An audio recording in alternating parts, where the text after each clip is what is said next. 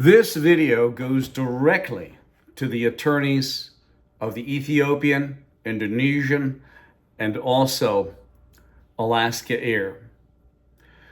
What has happened with you, ladies and gentlemen, business owners, my fellow citizens, I want to teach you this. My name is Daryl Guberman. I'm the CEO of Guberman PMC LLC, a quality consulting firm here in Connecticut. I have contacted many of you attorneys on the Ethiopian, Indonesian, and also Alaska Air, and I've been trying to feed you this information. Now I'm going to have to draw a picture. I was on April 17th at the Sam Salipar Inquisition. Here is Sam Salipar, and I apologize for the writing to be backwards. I apologize for that, but I have to get this through to you. So this is the way it's going to have to happen. I have over 40 plus years in aerospace, medical implants, medical materials, printing, and plastic distribution, where I dealt with every industry under the sun. I stood there with these documents up in the air, some of them, not all of them, but these two especially corroborate what Sam Salipar was saying about design and also the problematic with design on the 777, 787. In 2009, I know they're trying to bullshit you, but in 2009, the FAA came into Boeing and gave some of their workers at Boeing designated as inspectors for the FAA. So that meant Boeing and the FAA were equivalent. Boeing is basically an agency.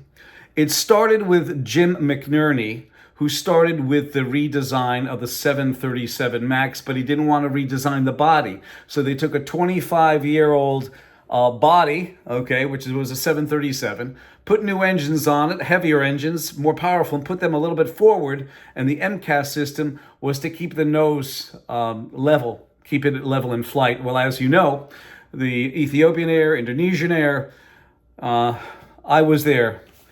I was there on April 17th, trying to save people's lives, because this isn't, it's not as bad, design and all that, compared to what I have in documents, where Boeing gave up special process certification to a piece of paper. Here's a piece of paper. They do special processes, heat treat, welding, etc. Here it is from the Performance Review Institute. And let me just say this, attorneys. 2001, after 9/11, Boeing put out an edict and they said, we're going to get rid of 20,000 to 30,000 employees. 7 months later, they wined and dined, Performance Review Institute. They're the only organization in the world that can issue a NADCAP for special processes. Just send in your NADCAP cert. You're good to go, and Boeing cuts out inspection. There you go. That was in April. In May, that was in April. In June of that year, June, several months later, they put out a procurement bulletin that stated, if you are AS 9100 certified by ANSI-ANAB, accredited, just send in your cert, send in your parts, and we don't have to send any auditors out to you. So that was cleaning up the mess that they had already told the public about for 20 to 30,000 people. A lot of those, I'm sure, were inspectors. So they eliminated their source inspectors to much of the degree. In 2009, as I said, attorneys, that they made Boeing equivalent to the FAA for 10 years. They were able to, those Boeing inspectors, or actually FAA inspectors designated by the FAA, but getting paid by Boeing, would be able to, stamp out and approve new electronic systems like the M.KHAN system. Also, new aircraft designs and testing, they could stamp off on it. They are the FAA for 10 years. An FAA spokesperson in 2019 gave a email to a party that was procurement oversight, government authorization, POGO.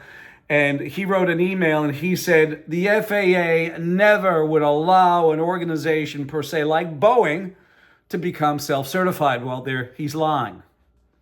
On top of it, the DHS and the DOJ sit on the American National Standards Institute and the American National Crediting Board, and they pay a fee for membership to the accreditation body that Boeing uses.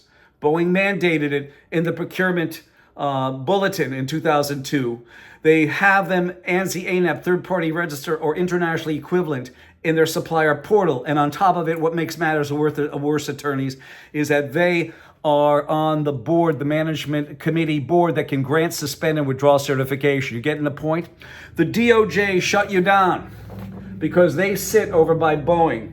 They sit over by Boeing on ANSI's board. They are a member of ANSI-ANAB, the accreditation body that Boeing uses. So here's $250 million. Those passengers' families cannot sue you now. Aren't you safe? But I will say this, attorneys, this is who you have to sue. This is the actual, and you can see it, $98 million.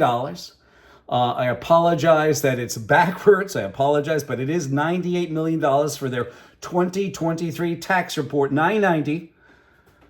This is who you go after. They are underwriters for the International Accreditation Forum Incorporated in Delaware. Okay? International Accreditation Forum was formulated and made by ANSI. The American National Standards Institute made that organization. It is theirs.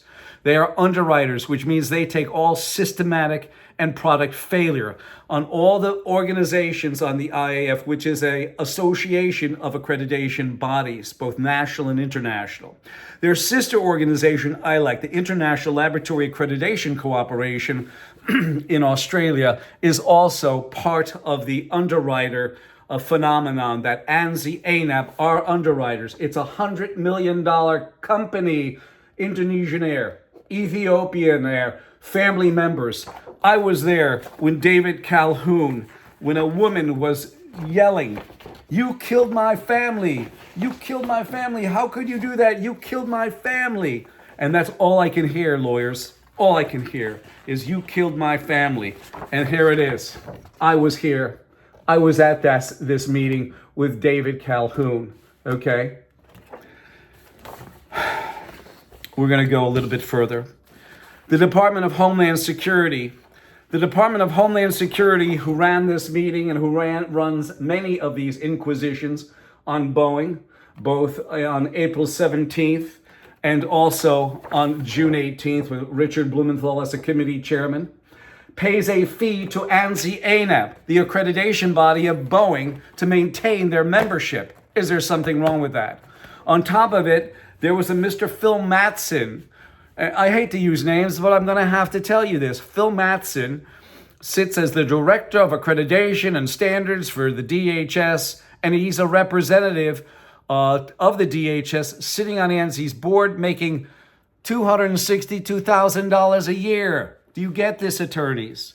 You have the Homeland Security, here it is, sitting by Boeing, sitting by the FAA, sitting by the Department of Justice, and they all pay a fee to the accreditation body of Boeing. The FAA, here we go. The FAA sits there as well. So, attorneys, and those families of Indonesian Air and Ethiopian Air, I heard your plight. I give this to your attorneys and they should do something, but I want to put this caveat in, attorneys, let's see if you got the testicles that you need to have, both male and female, to tell you the truth, because this will tell me about your chutzpah.